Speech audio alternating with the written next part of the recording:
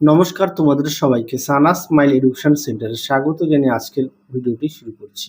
আজকে তোমাদের সঙ্গে আলোচনা করব তোমরা যারা অষ্টম শ্রেণীর দ্বিতীয় পর্যায়ক্রমিক মূল্যায়ন পরীক্ষা দেবে তোমাদের জন্য রায় মার্টিন প্রশ্নবিচিত্র থেকে আজকে সমাধান করব অষ্টম শ্রেণীর পরিবেশ ও বিজ্ঞান বিষয়ে মডেল নাম্বার 5 অর্থাৎ 5 নম্বর স্কুল যে সমস্ত ছোট ও বড় প্রশ্ন আছে তার সমস্ত প্রশ্নের উত্তরের সমাধান করে দেখাবো। আর তোমাদের আগের ভিডিওতে সমস্ত বিষয়ের সাজেশন দেওয়া আছে, তোমরা যারা এখনো দেখোনি আমাদের প্লেলিস্টে গেলে পেয়ে যাবে। দেখো প্রথম প্রশ্ন আছে ফিজিক্যাল সায়েন্স সমাধান করো। কঠিন মোমের ঘনত্ব তরল মোমের চেয়ে বেশি হয়, অপশন এ। দুইয়ে দেখো জৈব অনুঘটকগুলি প্রধানত প্রোটন জাতীয়, অপশন এ। তিনে দেখো গ্লুকোজ একটি তড়িৎ অবিশ্লেষ্য পদার্থ, অপশন বি। চারে দেখো বজ্রপাতের সময় নিচু গাছের তলায় থাকা নিরাপদ, অপশন বি। আচ্ছা, তোমাদের কাছে একটা প্রশ্ন রাখলাম, অবশ্যই কমেন্ট বক্সে উত্তর জানাবে। প্রশ্নটি হলো পারদের স্বাভাবিক স্ফুটনাঙ্ক কত? আরো একবার বলি, পারদের স্বাভাবিক স্ফুটনাঙ্ক কত? অবশ্যই কমেন্ট বক্সে জানিও তোমরা উত্তরটি। পরবর্তী প্রশ্ন দেখো কি আছে। পরবর্তী প্রশ্ন আছে শূন্যস্থান পূরণ। কঠিন ভবনের পর পদার্থের ঘনত্ব সাধারণত বৃদ্ধি পায়। দিয়ে দেখো কি আছে, মরচে পড়ার সময় দুটি বিজারণ বিক্রিয়া ঘটে। আচ্ছা, ক্যাথোডে ড্যাশ ঘটে, এই প্রশ্নের উত্তরটা তোমরা কমেন্ট বক্সে একটু জানিও। হ্যাঁ, চারে দেখো বজ্রপাত থেকে বাড়ি এবং বাড়ির মধ্যাকার বৈদ্যুতিন সরঞ্জামকে রক্ষা করে বজ্র নিরোধক।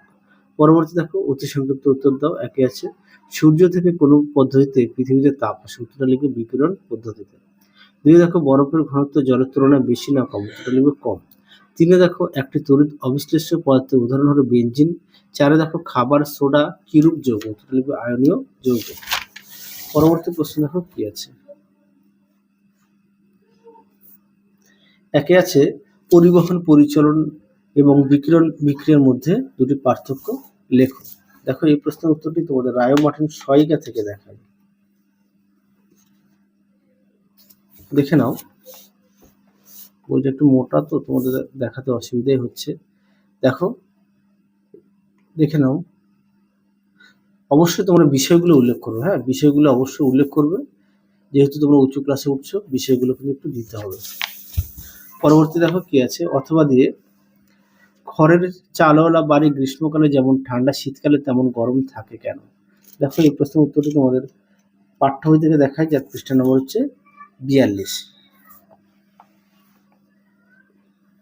দেখো এখান থেকে এই পর্যন্ত লিখবে, পৃষ্ঠা নম্বর 42 পাঠ্য বই। পরবর্তী দেখো কি আছে। পরবর্তী প্রশ্ন আছে 2 দাগের বাষ্পায়ন প্রক্রিয়া দুটি বৈশিষ্ট্য লেখো। দেখো এই প্রশ্নের উত্তরটি তোমাদের পাঠ্য বই থেকে দেখায়, পৃষ্ঠা নম্বর 36। দেখো সুন্দর করে দেওয়া আছে, তোমরা অবশ্যই পড়ে নিয়ে লিখবে। এখানে 4টি দেওয়া আছে, তোমরা পড়ে নিয়ে লিখবে। পরবর্তী দেখো 3 দাগের জ্বর হলে কপালে জলের পটি দেওয়া হয় কেন? দেখো এই প্রশ্নের উত্তরটি তোমাদের আমি লিখে দিয়েছি, আমি তোমাদের পড়ে শোনাচ্ছি, তোমরা একটু লিখে নেবে। দেখো জ্বর হলে কপালে ভিজা কাপড়ের জলপটি দেওয়া হয়। জলপটি জল কপাল থেকে তাপ গ্রহণ করে বাষ্পীভূত হতে থাকে, ফলে কপাল ও কপাল সংলগ্ন দেহাংশ তাপ হারিয়ে ঠান্ডা হয় এবং আরাম বোধ করে রোগী। হ্যাঁ, আশা করি তোমরা বুঝতে পেরে গেছো।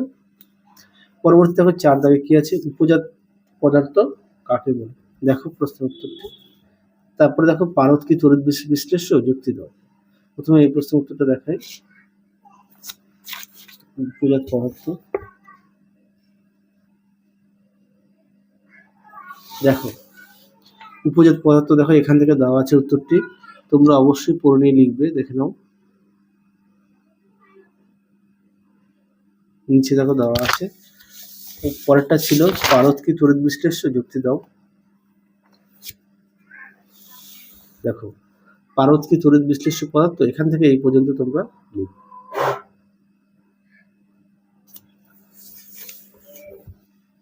পরবর্তী প্রশ্ন দেখো 5 দাগের কি বলেছে, অনুঘটক কাকে বলে? অনুঘটকের দুটি বৈশিষ্ট্য লেখো। দেখো প্রশ্নের উত্তরটি তোমাদের সহায়িকা থেকে দেখায়। অনুঘটক কাকে বলে প্রথমে দেবে, দেখো উপরে দেওয়া আছে অনুঘটক কাকে বলে, এখান থেকে এই পর্যন্ত লিখবে। আর অনুঘটকের বৈশিষ্ট্য দেখো এখানে দেওয়া আছে, দেখে নাও।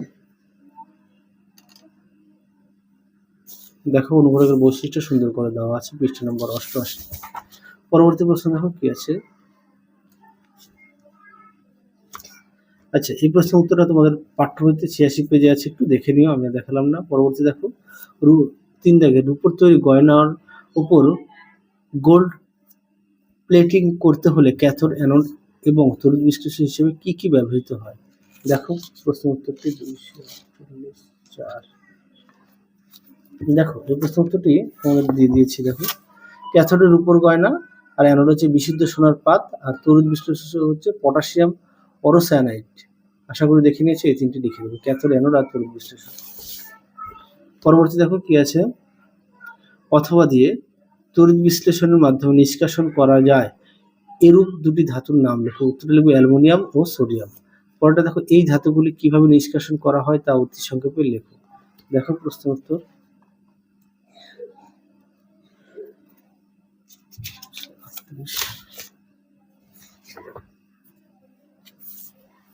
উত্তরটি তোমরা এখান থেকে এই পর্যন্ত লিখবে, এখান থেকে এই পর্যন্ত। পরবর্তী প্রশ্ন দেখো কি আছে, 3 দাগের জারক ও বিজারক পদার্থের মধ্যে দুটি গুরুত্বপূর্ণ পার্থক্য লেখো। জারক ও বিজারক, জারক ও বিজারক, তাই তো? হ্যাঁ, দেখো অবশ্যই বিষয়টা উল্লেখ করবে, দেখে নাও, অবশ্যই বিষয়টা উল্লেখ করবে। পরবর্তী প্রশ্ন দেখো কি আছে, একটি মৌলিক জারক হচ্ছে ক্লোরিন এবং একটি যৌগিক বিজারক পদার্থের নাম হচ্ছে হাইড্রোজেন সালফাইড। অথবা দিয়ে দেখো প্রশ্নের উত্তরটি কি আছে, একটি কাঁচের টেস্ট টিউব সালফিউরিক অ্যাসিডে পাতলা জলীয় দ্রবণ নিয়ে কয়েক টুকরো জিঙ্কের ছিবড়ে ওই দ্রবণে ফেলে দিলে কি দেখা যাবে? দেখো এই প্রশ্নের উত্তরটি তোমাদের পাঠ্য বইতে 97 পেজে আছে। তোমরা উত্তরটি দেখো এখানে লিখে দেওয়া আছে প্রশ্নটা, তোমার উত্তরটা এখান থেকে এই পর্যন্ত লিখবে। পৃষ্ঠা নম্বরটা দেখিয়ে দিই, 97। পরবর্তী দেখো কি আছে, 4 দাগের, না এখানে সরি আরেকটি প্রশ্ন আছে, ইলেকট্রনের তত্ত্বের সাহায্যে সংঘটিত জারণ বিজারণ ক্রিয়ার সাহায্যে ব্যাখ্যা করো। দেখো প্রশ্ন উত্তর, দেখো উত্তরটি এখান থেকে এই পর্যন্ত লিখবে, এখান থেকে এই পর্যন্ত লিখবে, পৃষ্ঠা নম্বর হচ্ছে 96। দেখো পরবর্তী প্রশ্ন দেখো, অথবা দিয়ে প্রদত্ত যৌগগুলি জলীয় দ্রবণে কি কি আয়ন দেয় তা লেখো। আচ্ছা, অ্যামোনিয়াম সালফেট দেখে নাও, পটাশিয়াম নাইট্রেট আর কপার সালফেট। দেখো উত্তরগুলি লিখে দেওয়া আছে। বজ্র নিরোধক কিভাবে কাজ করে? দেখো এই প্রশ্নের উত্তরটা অনেক মডেল সেটে দেওয়া আছে, বজ্র নিরোধক কার্যনীতিটা দেখালেই হয়ে যাবে। দেখো উত্তরটি এখান থেকে এই পর্যন্ত লিখবে।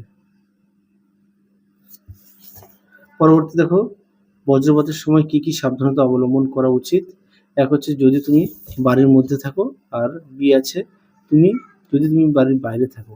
দেখো প্রশ্ন,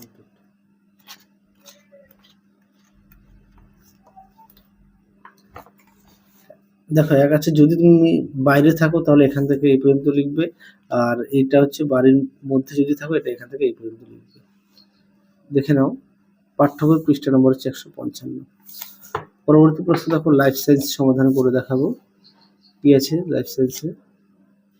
একে আছে চায়ে উপস্থিতি কোন উপাদান রক্তে কোলেস্টেরলের মাত্রা কমাতে সাহায্য করে? উত্তরটা লিখবে পলিফেনল। দিয়ে দেখো যক্ষা রোগের সঠিক চিকিৎসা পদ্ধতি পুরো নাম লেখো ডটস। এটা তোমাদের পুরো নামটা পাঠ্য বইতে পেয়ে যাবে 159 পেজে ডটস। দেখো directly observe treatment short course, full form, পৃষ্ঠা নম্বর 159। পরবর্তী দেখো কি আছে, মহামারী জন্ডিসের জন্য কোন দুটি ভাইরাস দায়ী? একটা হচ্ছে hepatitis A O hepatitis E. 4 দেখো সিটার বলতে কি বোঝায়? যেসব মুরগি তা দেয় তাদের বলে তাওয়া। আচ্ছা, 5 দেখো এইচআইভি ভাইরাসের আক্রমণের প্রধানত দেহের কি ক্ষতি করে? উত্তরটা লিখবে রোগ প্রতিরোধ ক্ষমতা ক্ষতিগ্রস্ত করে। শূন্যস্থান দেখো একে, মাছের ক্ষেত্রে যে সকল ডিমের সঙ্গে শুক্রাণু মিলন হয়েছে সেগুলি হলো নিষিক্ত ডিম। 2 দেখো শ্রমিক মৌমাছিরা ফুল থেকে মকরন্দ সংগ্রহ করে। 3 দেখো ডেলাপন হলো একটি আগাছানাশক। 4 দেখো উত্তরটা হবে গোল্ডেন রাইস। পরবর্তী দেখো শস্য আবর্তন বলতে কি বোঝো? দেখো এই প্রশ্ন উত্তরটা তোমাদের পাঠ্য বই থেকে দেখায়, পৃষ্ঠা নম্বর হচ্ছে 200। দেখে নাও শস্য আবর্তন, এখান থেকে এই পর্যন্ত লিখবে উত্তরটি। হ্যাঁ, পরবর্তী দেখো মেজর কাপ মাইনর কাপের পার্থক্য। দেখে নাও মেজর কার্প ও মাইনর কার্পের মধ্যে পার্থক্য সুন্দর করে দেওয়া আছে, তোমরা অবশ্যই পড়ে নিয়ে লিখবে। পৃষ্ঠা নম্বর দেখো 215। পরবর্তী দেখো পলিকালচার বলতে কি বোঝো? দেখো উত্তরটি এখান থেকে এই পর্যন্ত, যেটাকে আমরা বলি নিবিড় মিশ্র চাষ। পৃষ্ঠা নম্বর 217। পরটা দেখো জৈব সার কোন কোন অজৈব সারের চেয়ে ভালো? দেখো প্রশ্ন উত্তরটি সুন্দর করে দেওয়া আছে, তোমরা অবশ্যই পড়ে নিয়ে লিখবে। তার পৃষ্ঠা নম্বর হচ্ছে 193। তাহলে আজকের মতো এখানেই সমাপ্ত করছি, আবার দেখা হবে পরবর্তী ভিডিওতে। তোমরা সবাই সুস্থ থেকো, ভালো থেকো। আজকের মতো টাটা।